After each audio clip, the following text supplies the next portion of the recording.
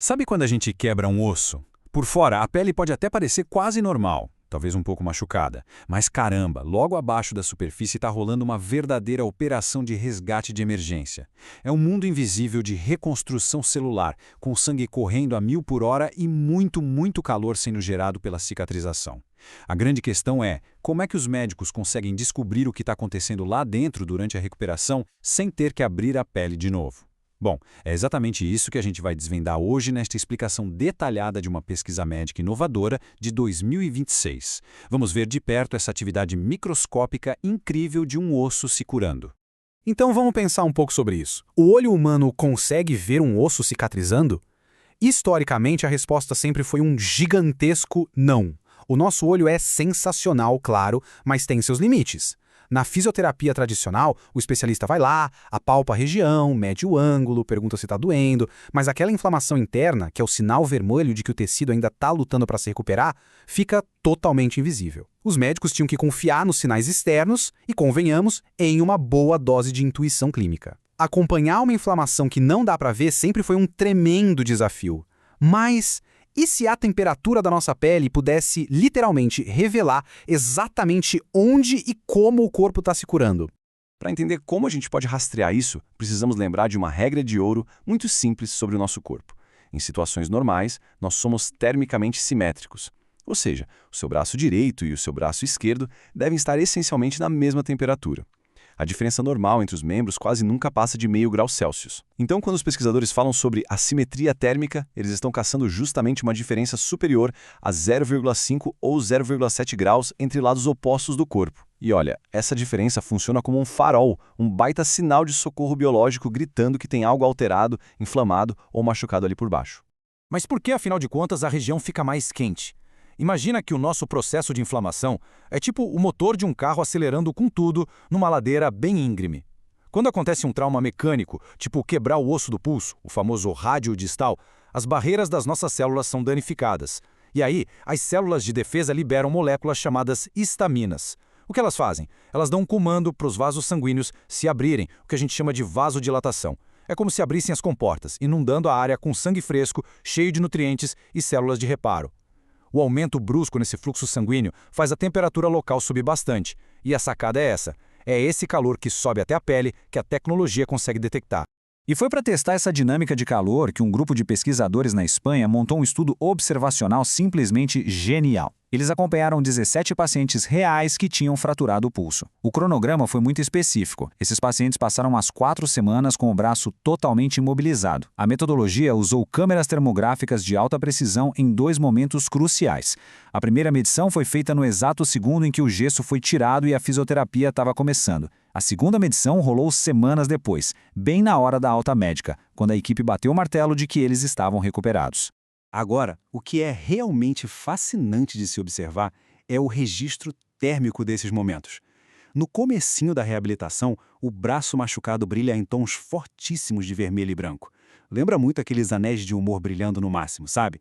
É inflamação pura, o calor lá em cima com o corpo trabalhando feito louco para restaurar a área que estava presa. Agora, repara na situação da alta médica. Aquele brilho intenso simplesmente sumiu. O pulso que antes estava pegando fogo esfriou e apresenta as mesmíssimas cores frias e calmas do braço saudável. O nosso motor biológico, finalmente, voltou para a marcha lenta. E se a gente pegar essa percepção visual e jogar para matemática dura, os números comprovam matematicamente essa transformação.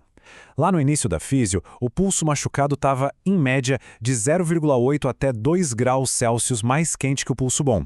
Gente, para o nosso padrão biológico, isso é uma assimetria térmica gigantesca. Mas aí a gente olha para o final do tratamento e nota uma queda vertiginosa nos dados.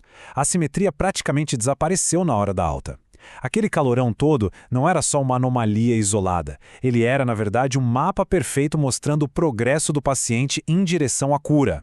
E para a gente ter uma ideia do quanto isso é uma tendência universal no corpo humano, no começo da terapia, incríveis 75% dos pacientes tinham mais de 0,7 graus de diferença entre os pulsos, ou seja, quase todo mundo com as luzes de alertas vermelhas piscando intensamente.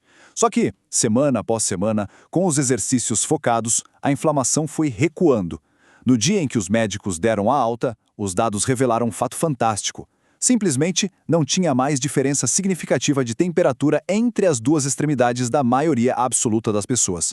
As temperaturas se igualaram perfeitamente, marcando o fim da crise inflamatória. Isso ilustra brilhantemente a ponte entre o que os fisioterapeutas veem por fora e o que o equipamento detecta por dentro.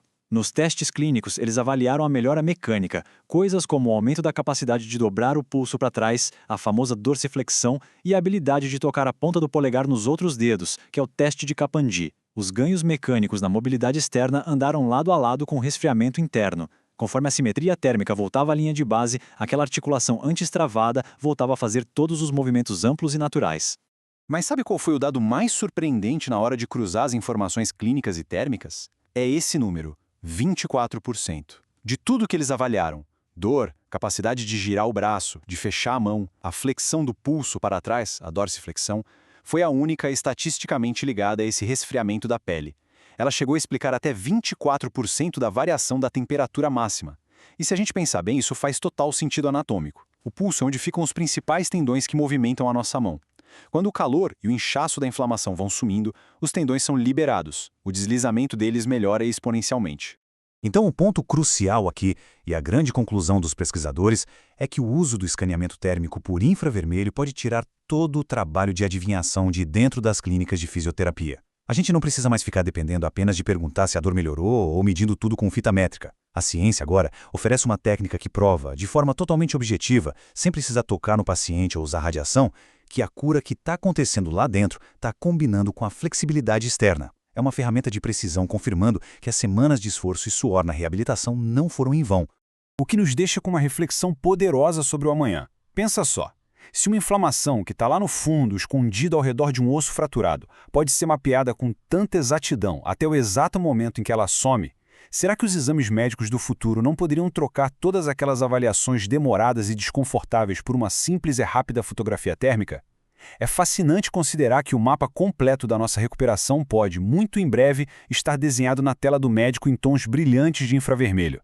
É um vislumbre extraordinário do futuro da reabilitação e um grande lembrete da máquina incrível que é o corpo humano.